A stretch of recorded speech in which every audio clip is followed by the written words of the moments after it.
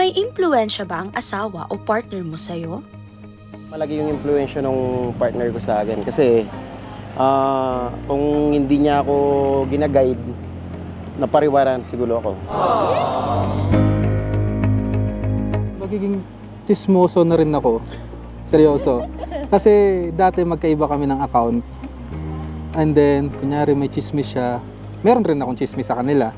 Parang ganun. Tapos, naging seryoso sa buhay. Sa araw-araw kasama mo siya eh.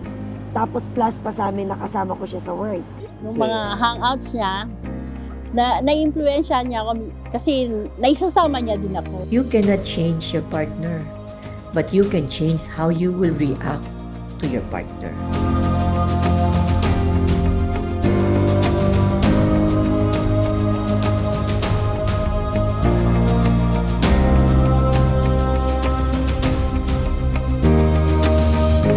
Sa datos ng Philippine Statistics Authority, pababa ang bilang ng mga nagpapakasal sa bansa.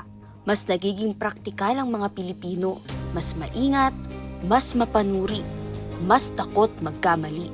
Remember, the 60 years old are the new 50s.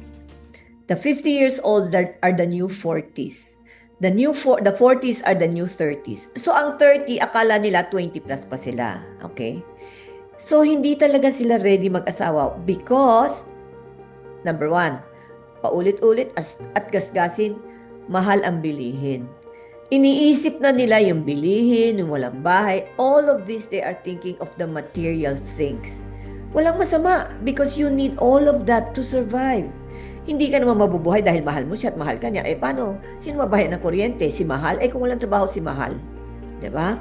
People are getting to be more practical. They are getting to be more factual. Hindi madali ang pag-aasawa. Kasabay nito ang usapin ng pera, trabaho at hindi pagkakatugma ng expectation. Kaya marami ang naniniwala na mas tatagal ang relasyon kung pareho ang interests. Totoo ba yun, Dok? Ang same routine, okay, if pareho gusto ninyo. Sometimes you feel so comfortable that you fell into that and you like it. Kasi yan din naman kinagisnan ko eh. Ganyan din naman ako eh. Pero if nakikita mo din naman, pareho naman background nyo, nakikita mo naman okay, at okay din sa'yo, eh hindi siya nagiging boring. Kailan nagiging delikado ang impluensya sa isang relasyon?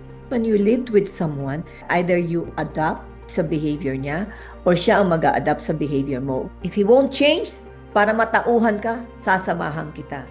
Until eventually, you get to like the wrong behavior. If you cannot, make them change, join them. Until one day, hindi mo na kaya umalis sa maling behavior na yan.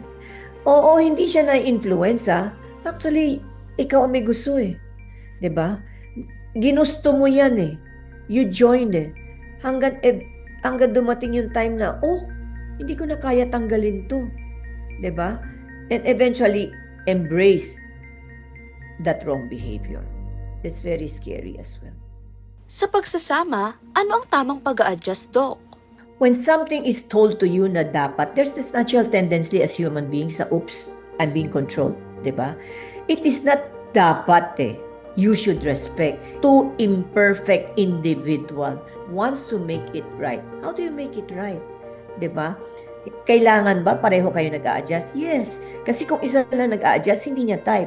Kasi if you tell someone to do this, do that, para natural human reaction is, ayoko, I'm being controlled. Ang kailangan lang, we agree to disagree. Because if we always agree on something, when we feel we don't agree with it inside, it's going to burn us up and eat us up. And by one day, hindi mo nakilala sarili mo kasi with all the galit mo, you will become a monster. And that's also the tendency why iniiwanan nila yung partner nila.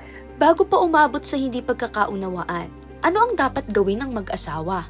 The dangerous part in a relationship is to assume. Do not assume. Clarify. May inassume ka ba sa asawa mo tapos hindi nangyari? Ako 59 na kasi ako. Hindi na ako after dun sa yung legal, hindi na ako dun after. Yung lang kasi na-appreciate ko na kasi yung pag-asikaso niya sa amin. Ang expectation kasi minsan mapu-frustrate ka lang eh. Pero yung everyday na tanggapin niyo yung bawat isa, yung obligation nyo as parent, gawin nyo lang. Hindi kami nag-expect. Bawat isa. Kung Kasi ano lang yung meron. pagka kasi mag-expect ka, pag hindi natupad, parang Madidisappoint ka. parang ma-disappoint ka lang eh. Yun yung cause ng away. Number 1, di ba? Tsaka kontento naman kami kung anong meron kami. Parang gano'n.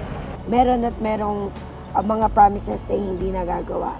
So, pero kung gagawin siyang big deal or parang hindi ka mag-move on from that, parang hindi rin mag-grow yung relationship niyo. Siyempre, kung nag-expect ka na before sa partner mo nang hindi nangyari, dapat alam mo na kung anong i-expect mo the next time. Baka naman kasi nag-expect ka ng too much na hindi na niya kayang gawin.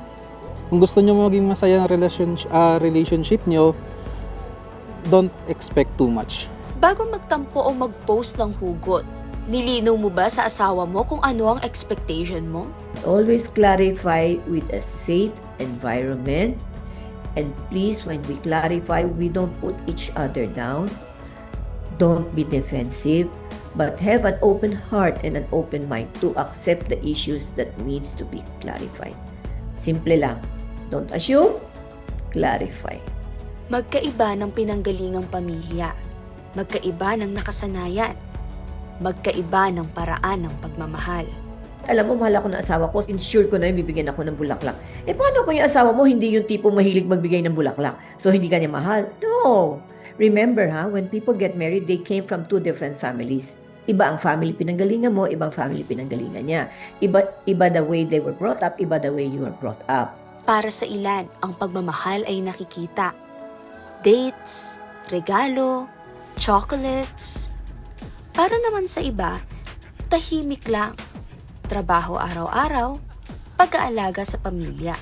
Kapag hindi tugma ang paraan ng pagpapakita ng pagmamahal, doon pumapasok ang expectation.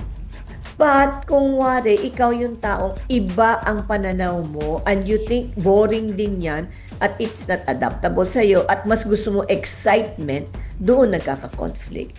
Boring lang yan if you want more than what is there. Hindi dahil mali ang isa, kundi dahil magkaiba kayo ng hinahanap. Kapag hindi tugma ang inaasahan mo sa kaya niyang ibigay, paano ba haharapin ang sitwasyon? You cannot change your partner. Okay? But you can change yourself. How do you accept your partner? Hanggang saan mo pa kaya without compromising yourself? You cannot change your partner. But you can change how you will react to your partner. Kung dati bungangera ka, you can change yourself.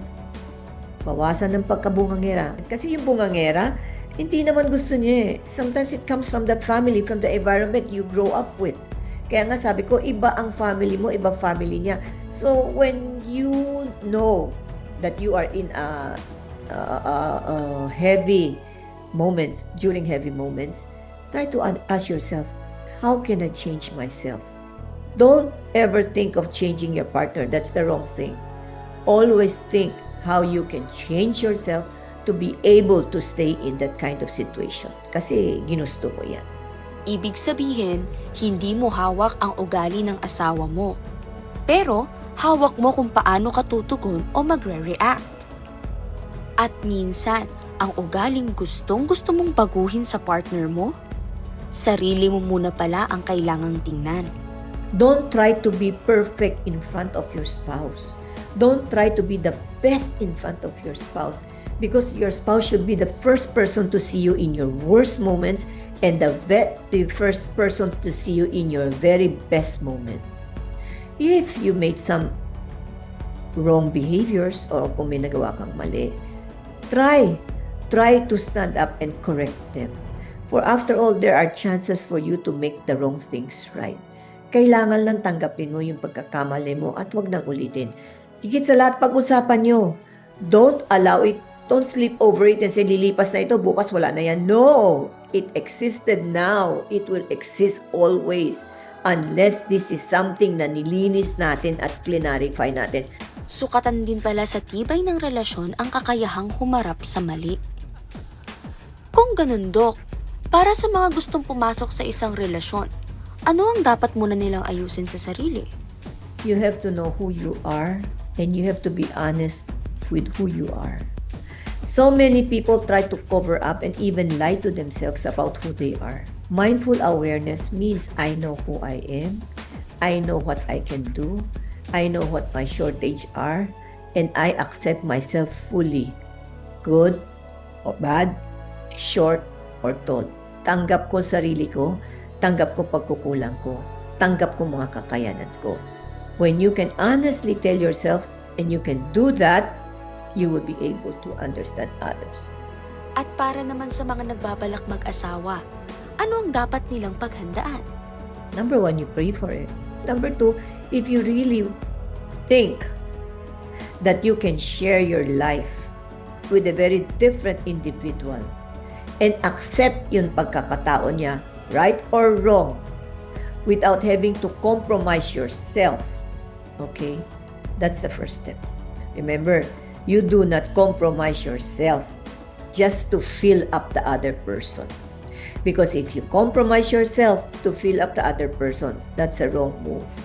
And eventually, at the end of the day, you will not be happy and you will back out of the relationship. Madali ang sumuko.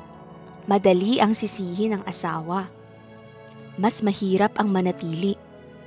Pero kapag pinili mong umunawa dahil magkaiba kayo, doon maaaring magsimula ang pangmatagalang pagsasama. Kung mahal mo ang isang tao, kasi it's very, very easy for you to fight. It's very, very easy for you to call it quits. It's very, very easy for you to say, hey, I hate you. You don't live up to my expectations. But it's harder, okay, to separate when you know you are not only committed to the people. Ang maganda, alam mo, there is a higher being na doon ako nag-commit ng relationship. Kasi mas maganda yung meron tayong accountability to a higher being, to a higher form, than just relying on ourselves. Because we are weak, we make all the mistakes. Lalo kung galit tayo, galit-galit, ilayas na, punta na sa nanay. Mas maganda, alam natin, galit tayo, ayaw na natin, puno na tayo. But paano ito? Nag-commit din ako sa Diyos. Maganda din na, you have the same faith para you understand each other better.